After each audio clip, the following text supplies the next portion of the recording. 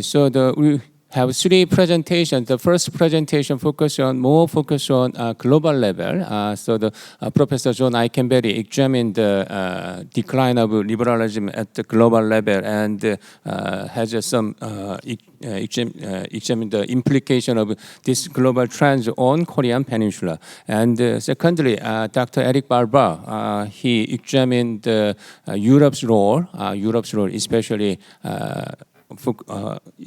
in bridging the Europe and making peace in the region. And he argued that Europe's policy toward North Korea is kind of a critical engagement. So he used the term critical engagement. And finally, Professor Yoon made a suggestion for policy suggestion. Then we will have three discussions. First, Professor Jeon Jae-sung will have a discussion focusing on Professor John Ikenberry's presentation. Please have your discussion. 5 minutes, please. Thank you very much for this great opportunity. Let me go through each point. I have only 5 minutes. Regarding Professor Ikenberry's perspective, I deeply resonate with the view that the U.S. has played a key role in establishing and sustaining the liberal international order for the last 80 years, and I share the hope that this order can be restored in the future. I also find that the argument highly compelling in academic terms, particularly because it goes beyond the actions of President Trump administration to raise structural issues such as the crisis of modernity, geopolitical rivalry, and liberal democracy, thereby offering a more refined analysis of current developments. First issue is about regarding overall U.S. hegemonic policy. President Trump has repeatedly claimed that the U.S. allies have not treated America fairly in the past and have pursued selfish policies that infringe upon U.S. interests. So President Trump says allies ripped off the U.S., taking advantage of the U.S. leadership so far, dealing U.S. unfairly. This narrative appears to have a strong appeal to an American public weary of the heavy costs of global hegemony. And allies have second thought. Have we been really free riding on the U.S. In an unreciprocal manner? However, I believe that maintaining the liberal international order has also required considerable followership and contributions from allied nations. South Korea, in particular, has been one of the countries that has consistently supported and implemented U.S. diplomatic strategies. In this regard, I would like to ask how the United States, as a hegemonic power, assess its strategic engagement from the perspective of costs and benefits.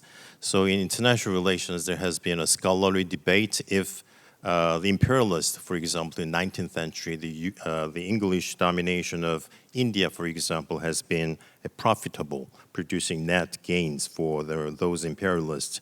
Likewise, does the U.S. hegemonic leadership produce any net gains for the U.S.? I think U.S. has gained some structural long-term interest from that hegemonic leadership, so we need to have some kind of academic appreciation of what allies have done to maintain and support U.S. leadership so far. So how far the contributions of allies and long-term structural benefits of alliance politics discussed within U.S. domestic discourse. The second issue is about the future of the international liberal order. Given that President Trump is serving a single term, we are going to have a new administration in 3.5 years. So I believe that the liberal international order is unlikely to be simply restored to its previous form. Rather, it will need to evolve. So what kind of framework should a new type of liberal international order have, if we can, after the presidency of President Trump? As new global challenges such as climate change and growing uncertainty in the security order intensify, it seems increasingly difficult for the United States to provide sufficient international public goods alone and exercise leadership unilaterally. In this context, I believe there is a growing need for a new form of collective leadership, one in which authority and responsibility are somehow shared among major powers within the liberal bloc. So the US might will a different type of leadership to lead this leading group, not lead the whole world, because there will be a lot of demands from the whole international society about the international public goods. Furthermore, the liberal order should be reorganized in a more democratic manner. While the previous liberal order was a very good one, a liberal in nature, but it was not necessarily democratic in its operation. Liberal order tried to promote liberal democracy in many countries. However, in essence, the order itself was not democratic in the sense that it permits universal participation, permitting the voices from all different kinds of especially weak participants in international society. So while the previous liberal order was liberal in nature, I believe that democratic principles must play a greater role in governing the international system in the future. And I would very much appreciate your views on this point. Third, which is about financial basis of the liberal international order. So I want to raise a question about President Trump's economic policy. We've been criticizing President Trump's tariff policy, but in some sense, it is understandable because U.S. currently faces a national debt exceeding 100% of its GDP, with interest payments surpassing even defense spending. So we are talking about, the Ferguson limit, following the British history in the 18th century. While such debt might be understood as a necessary cost of sustaining hegemony, the administration's coercive demands for increased allied contributions can also be interpreted in light of this fiscal burden. So how can we cooperate in solving this problem? Therefore, I believe that the economic foundation for maintaining the liberal international order will become a vital topic, not just for policy, but also as academically for future research. So in line with many arguments, especially the near Ferguson these days, the sustainability of U.S. hegemony may ultimately depend on whether it can be accompanied by transformative technological innovation. So actually Ferguson said that with a rapid increase of productive capacity of the U.S., that's the only way that U.S. can maintain its hegemonic leadership. Without that increase, it will be very hard for the U.S. can do that. So the question is, can we have liberal international order, not in a hegemonic fashion, when U.S. is facing and also cannot solve this financial problem of this order? I have a question about North Korea, but in time, for the benefit of time, I have to stop here. Thank you very much. Thank you. Then we will have a discussion from Professor Yong-min Kim, focusing on Dr. Eric Ballbach's presentation. Hello.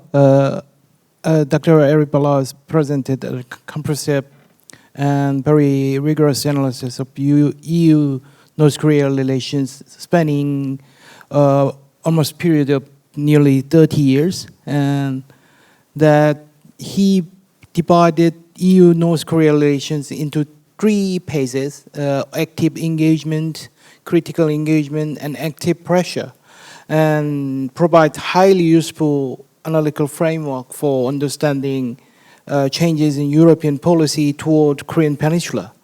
And in his paper, he was working mostly on the critical engagements period, 2002 to 2015.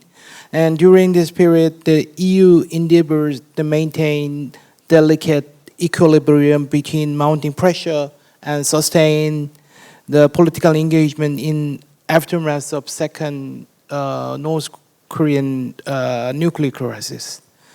And in his paper, Dr. R's assertion that critical engagement strategy has been unsuccessful and also well supported by his evidence, and the assertion that this approach has resulted in passive and reactive EU policies toward Korean Peninsula, thereby further diminishing of EU's role in Korean Peninsula security issues, and it's evidenced by the long-term 30 years of history between South Korea and EU. And however, more about the challenges currently facing South Korea and EU is completely changed because namely military cooperation between Russia and North Korea in Ukraine. And then its impact on European security is urgent matters that are ongoing right now. And the observation that North Korea has become the most active supporter of Russia's war in Ukraine right now serves to illustrate the European Korean Peninsula security dynamics completely change after the Ukraine war.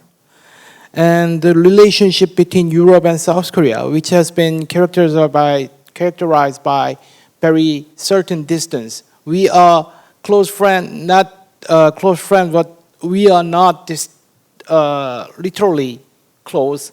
So it's now facing another kind of challenge to connect between that Russia and North Korea has made. As a discuss, I want to try to ask some question to Dr. Eric.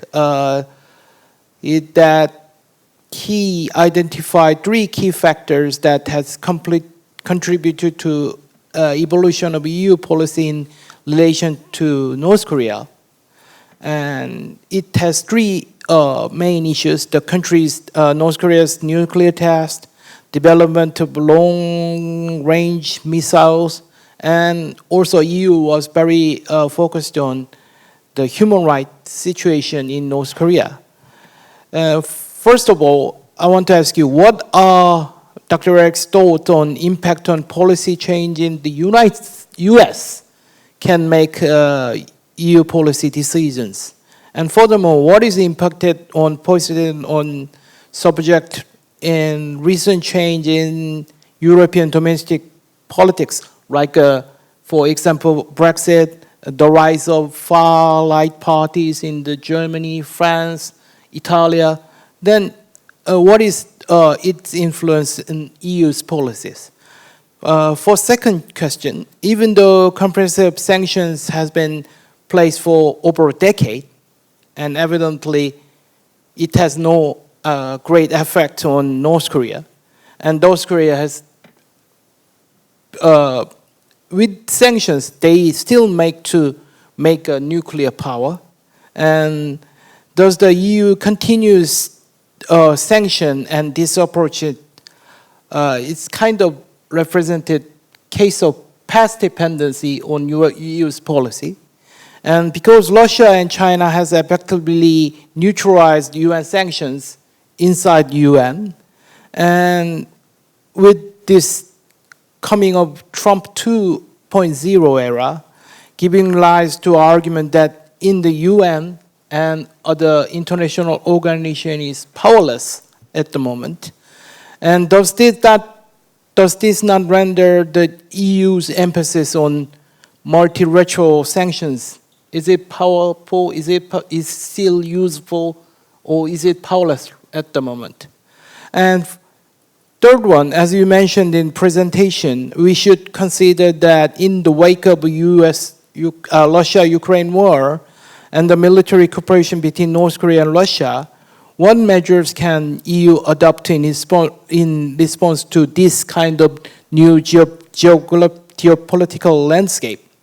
And I sincerely worrying that it is important to consider whether EU has any incentives that would be attractive to North Korea. As you mentioned, it is very difficult to find it at the moment, but I want to give you little bit more time to add something what you can offer in the future to the North Korea.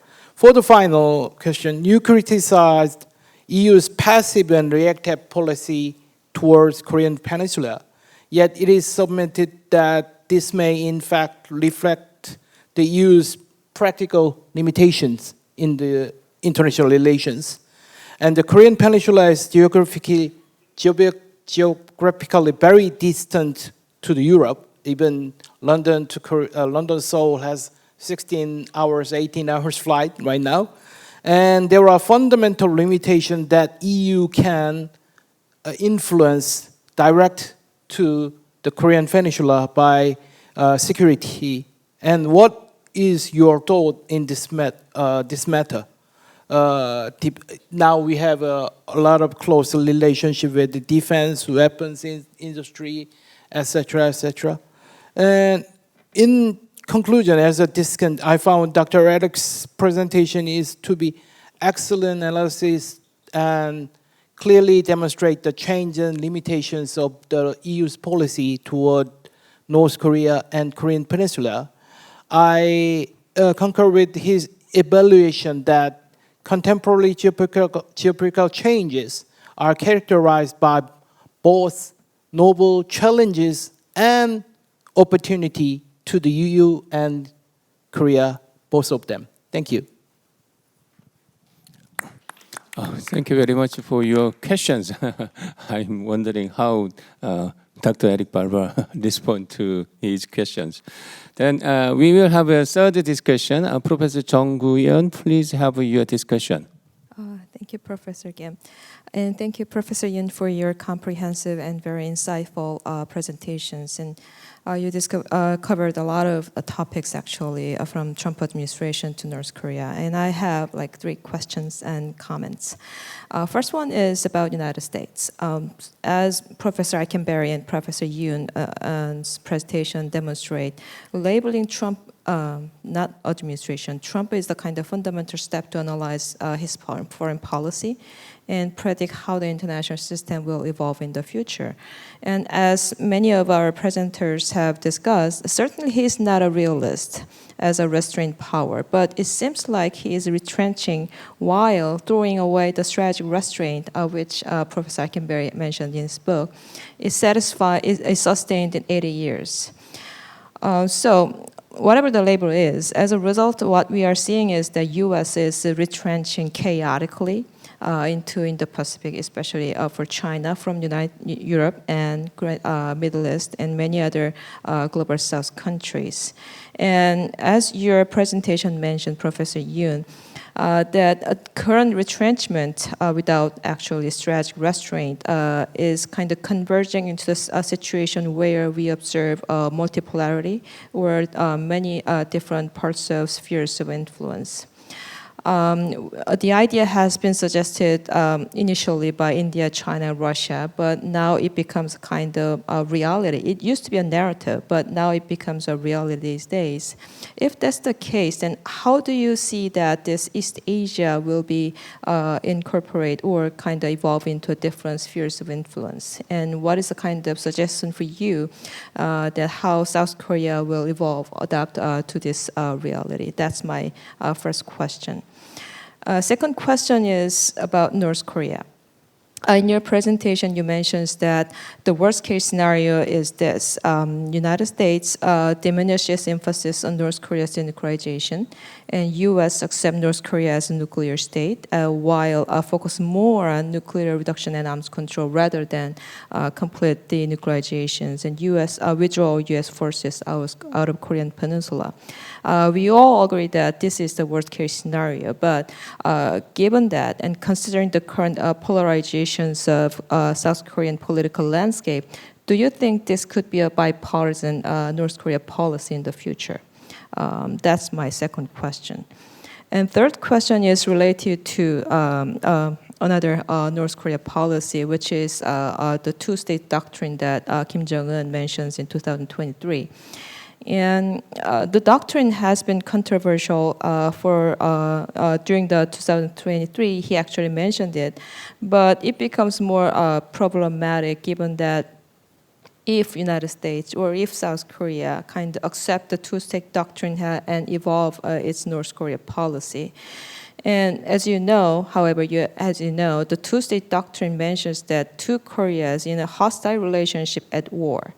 And according to this two-state doctrine, North Korea is developing its military capability and take more hostile military strategy. And this attitude has been emboldened by military support and economic support by Russia at this moment. Then you suggest that we have to resume our dialogue. Of course, it is important to have a dialogue and a communication channel with North Korea. But what could be the incentive we can actually resume our dialogue with North Korea? You mentioned in your presentations the economic incentive, considering North Korea's interest in kind of tourism and economic industrial complex. But that formula, in other words, trading, economic interest, and denuclearization's formula has been already tested in Moon Jae-in administration and in the before as well. And it didn't really doesn't really work, and it didn't serve as a non-military deterrent to nuclear development and escalation in the past. So, considering this past experience, do you think still this economic kind of incentive can serve as a catalyzers in resuming our dialogue with North Korea? So that's my third question, and thank you for discussion. Okay, thank you for this discussion and questions. Then we will have a brief response from the presenters, three presenters, one by one, and then we will open the question to the floor. So maybe 3 minutes or 5 minutes response is okay? Yes. Well, thank you very much. Professor Chun, wonderful questions and ones I will continue to think about after this panel. But very quickly, I agree with you that one of the aspects that we need to think about in the context of Trump 2.0 and the shakeup of the American post-war hegemonic system is, in some sense, we have to go back to zero-based budgeting and ask questions: what are the value of institutions and relationships, things that we thought we understood had value and thought everybody might agree upon what the values are, alliances, multilateral commitments. In some sense, Trump is forcing us to re-litigate, to re-measure, to re-evaluate these institutions. And do we really think they're worth what we pay for them? What are their values? I think most of us, I certainly, as someone who's been studying these institutions for years, indeed decades, think that Trump is totally misvaluing valuing these institutions. The value assignments are way misplaced, but the argument has to be made. You have to make the case for alliances, for what you spend on them, and how you think about the larger value, the kind of system of relationships, the milieu, the ecosystem of cooperative democracies that has a kind of value because it creates a circuitry, a set of networks, ready partners, the ability to convince countries to work with you, to bandwagon rather than balance against you. Those are sort of diffuse, long-term benefits of a certain way of organizing the world, a liberal internationalist way, that Trump doesn't measure in his valuation, and I think we need to make the case if we think that, in fact, those values exist. What does a future, a reformed liberal international order mean? What are its characteristics? I think this is really an agenda. It's not too early to prepare for the next cycle of history. Trump will not be there forever. And I think liberals and internationalists and those who support this cooperative order of the sort that we've lived through all these decades need to be creative and rethink. I do think we need to try to expand the coalition, alter the logic and the coalitional features, the nature of leadership, diversify the leadership. There are proposals out there for the G7 to become the D10, which would include more countries in a kind of consortium of leadership. And I think that in some ways, the ultimate value of a liberal international order is that it provides strategies of cooperation to deal with 21st century problems of complex interdependence that the alternative systems and visions of international order don't provide. So how do we create institutions that can do problem solving in areas that we think really have to be solved for human betterment to proceed? On finance, yes, I think we have to go back to what the costs are for extended military commitments, large budgets. The debt is growing. But I would say it's not simply a question of balancing capabilities and assets at home and responsibilities abroad. It's also rethinking the distribution of burdens within societies like the United States. I was shocked the other day to read that the three richest Americans, Musk, Zuckerberg, and Bezos, have wealth equal to the lower 50% of the American population, which is about, 130 million people, equal to 3 people. So there's something wrong there. When we redo the finances, I think it's going to have to entail also redistributing the tax burdens so that the extraordinary wealth that's been created in this last period is put in a position where it can support the institutions that made that wealth creation possible. And we are simply in a dysfunctional system where that has not yet been accomplished. So there's much work to be done, as you suggest. Thank you. Thank you.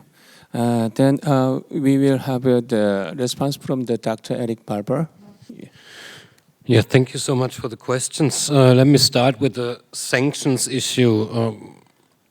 This is extremely important for the Europeans, and we saw that even after Russia vetoed the extension of the mandate of the panel of experts, which basically led to a standstill of supervision of the UN Security Council resolutions against North Korea, we saw that the main driver of sanctions, so to say, now moved outside of the Security Council to more or less a coalition of the willing. And this can, of course, not replace the mandate which the previous sanctions committee and the panel of experts had before. But we also saw that the UN Security Council resolutions didn't address major issues in their sanctions profile against North Korea due to Chinese and Russian veto. For example, not a single UN Security Council resolution addressed North Korea's cyber activities, which now play a crucial role in financing North Korea's weapons programs. So this will continue because it's extremely important to the Europeans, especially given the fact that North Korean cyber operations are also a direct threat to Europe, with basically daily attacks on European defense companies, for example. So this will continue, even though, of course, in a different matter, so to say. Does the EU have incentives on North Korea? Difficult to say. I would say under the current circumstances, of course, we simply, similar to South Korea, if North Korea is not willing to engage, there is not much we can do. But we should not overestimate, I would say, the current cooperation between North Korea and Russia in a way that it's not a given that this will continue to the degree it does at the moment once the war in the Ukraine ends. I'm pretty convinced that the partnership continues, but I would doubt that Russia will support North Korea to the degree it does currently, simply for the fact that Russia, of course, at the moment also needs a lot from the North Koreans, and the North Koreans are willing to give that. So do we have incentives once this war stops? I would say we will most likely have incentives, because even though the support by Russia and China is there to the North Koreans. It's not like the Chinese always say, we give them enough to survive but not enough to prosper. And this, I would say, is certainly in the long term, economic issues are certainly incentives the Europeans could play out much more smartly than they have before. On the EU's passive stance on North Korea, you know, I would say there are fundamental limitations on security cooperation when it comes to the EU's role on North Korea. And what I said initially, you know, the EU can't have it both ways. You can't strengthen your role as a security actor in the region clearly on the side of South Korea and Japan, Australia, New Zealand and other actors, and at the same time assume the role of a more or less neutral mediator. Both things simply do not go together. So I would say we still have a lot to offer to support also South Korea, South Korea's new administration, but under current geopolitical circumstances, it's extremely difficult that the EU would, for example, propose a unilateral initiative on North Korea. Under current circumstances, is highly unlikely. Thank you for your response. Then finally, the Professor Yoon, please have your response to the questions. Okay, thank you for your questions. And first, regarding the issue of spheres of influence, I think that's a kind of important topic among international scholars nowadays. Even though President Trump has been focusing on China as the sole main target of the United States, we don't know what is his view on the end state of U.S.-China relationship. He does not like wars, and even though the current policy is targeting China mainly, someday in the future he may prefer a big deal with China. We cannot exclude that kind of possibility. And already there are some kind of remarks by key policymakers of the U.S. government, such as Marco Rubio. He emphasized the importance of putting more priority, more importance on U.S. diplomacy towards South America in his columns a few months ago. And that signifies that U.S. policy is, also interested, key U.S. policymakers are interested in consolidating America, South and North, as a U.S. sphere of influence. And he may make a compromise with Xi Jinping. Why don't you be a regional leader or hegemon in East Asia? And we will take care of American affairs. Another version of Monroe Doctrine of 1823. In that kind of situation, I don't know what will be the fate of the Korean Peninsula or South Korea. Will it belong to Chinese spheres of influence? Will President Trump regard South Korea as a kind of, belonging to Chinese spheres of influence, or will he regard South Korea as one important country belonging to American sphere of influence? Or third way, some kind of, a third way in new strategic landscape? I have no idea at all. It is very difficult question. But the reason why I emphasize the importance of having much close coordination and alignment with Japan is exactly because I am keeping this in my mind. I mean, possibility of future spheres of influence. Japan may face the same, dilemma in that kind of situation, and that's exactly why I also emphasize to increase Korea's defense budget.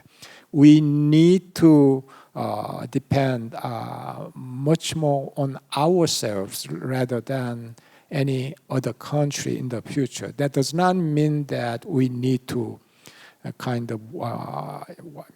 cut our relationship with the United States or something like that. But I think that's an important topic for South Korean policymakers and most South Koreans to think about, because there's a possibility. We cannot exclude, the possibility of President Trump pursuing spheres of influence politics.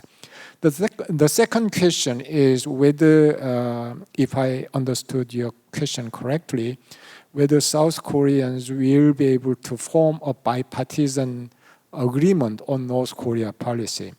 My brief answer is probably yes, as the result of past experiences of a few decades. There was, strong, kind of confrontation between progressives and conservatives, but both camps' policies, North Korea policies, didn't succeed. And as a result, I think most Koreans began to think about the right policy toward North Korea may be so-called principled engagement. If you don't engage, the tension will rise rapidly on the Korean Peninsula. If you, if you put too much emphasis on engagement without considering some kind of principles, your North Korea policy will lose international legitimacy because it will be against international norms such as human rights, denuclearization, or market principle, etc. So my feeling is that South Koreans have become, convergent on this issue, North Korea policy, in recent years. Third question, economic approach. Yes, it didn't work in the past, and I am talking about this taking initiative with some conditions. First, I'm assuming there should be a new strategic landscape as the result of Kim Jong-un's thinking that he has finally completed his nuclear program. So he may think that it's now time to focus on economy. That's one condition. And the second question is that the source of additional income for North Korea, that is Ukraine war, ended. If the Ukraine war ends in coming months or years, there will be no additional financial income for North Korea. And the third, Kim Jong-un may respond to President Trump's approach and President Trump's initiative for resumption of new dialogue, and that may provide a new strategic environment where both South Korea and the United States may take that kind of initiatives together. So it is based on some conditions, and those conditions, all the conditions, may have to be met before we pursue this kind of economic initiative. Thank you. Thank you. So we complete 3 presentation and discussion and response, but we still have 5 minutes left. So so let's open to the floor. If you have questions, please raise your hand, and maybe 1 or 2 questions we can have. Then, so many questions, but yes, first set. And maybe here's 2 or 3, yes, 2, and second, third question, 3 questions and 4 questions together, yes. Hello, my name is Marta Hensiak. I'm a consul of Poland in Seoul. I first want to thank Dr. Erich Ballbach for his valuable observations on EU-North Korea relations. But I also let myself to have 1 comment and 1 question to Dr. Ballbach. I first want to totally agree with your conclusion that EU relations with North Korea have never been so difficult as they are right now, since Pyongyang made this political decision to support Russia in its illegal aggression against Ukraine. However, I want to perhaps highlight, maybe in more detail, 1 avenue that the EU still has, about which we should not forget.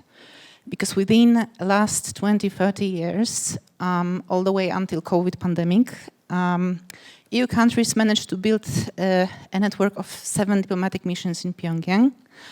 Now, as you mentioned, we have only 2 countries, EU countries, that are diplomatically back in North Korea after the pandemic. And I cannot fail to mention that those countries are Sweden and my country, Poland. So that's a crucial channel of communication that we have not entirely cut despite COVID. A rare case of diplomatic channel that remained open, even despite in theory this should not happen, because we have North Korea supporting Russia so strongly. At the same time, Poland, the biggest buyer of South Korean, US hardware in Europe, it should not happen. But what we should wish for now, in my opinion, is more EU member states returning to Pyongyang. So this also includes wishing to see your country, Dr. Ballbach, Germany, back in Pyongyang as soon as possible. But my question is to you, Dr. Ballbach, what would you advise in general, albeit practical terms, to decision makers in the EU and in EU member state capitals, what they should do to make it happen, how to talk to North Koreans going forward, despite general circumstances are so difficult, and we all agree to that. Thank you. Okay, then second questions? Yes. My question is for Professor Ikenberry. I agree with the 4 Ikenberry laws that you put forward, but I would add, based on the modeling I've been doing on geopolitics, I'd add that it would end up as a club-based conditional liberal order. But my question is, how do you see the role of China stepping up in this vacuum? My initial result says that China is hedging, it's still reluctant to step up in the vacuum left by the United States. Okay, then third questions?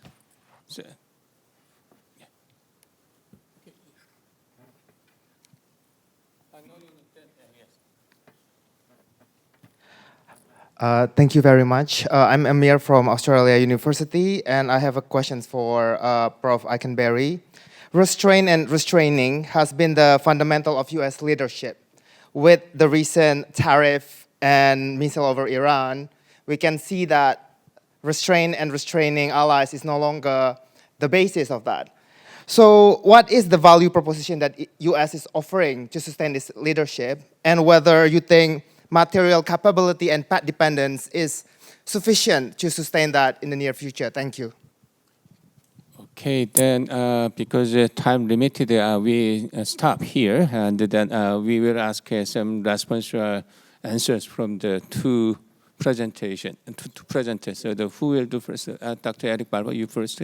Okay. Yes, thank you very much for your remark, and I have to say I fully agree with you that the reopening of the first two embassies now is a crucial step forward in re-engaging with the North Koreans, or at least opening crucial channels of communication. When it comes to Germany, it has been very difficult in the past. After Germany joined the UN command, the North Koreans were everything but happy about that.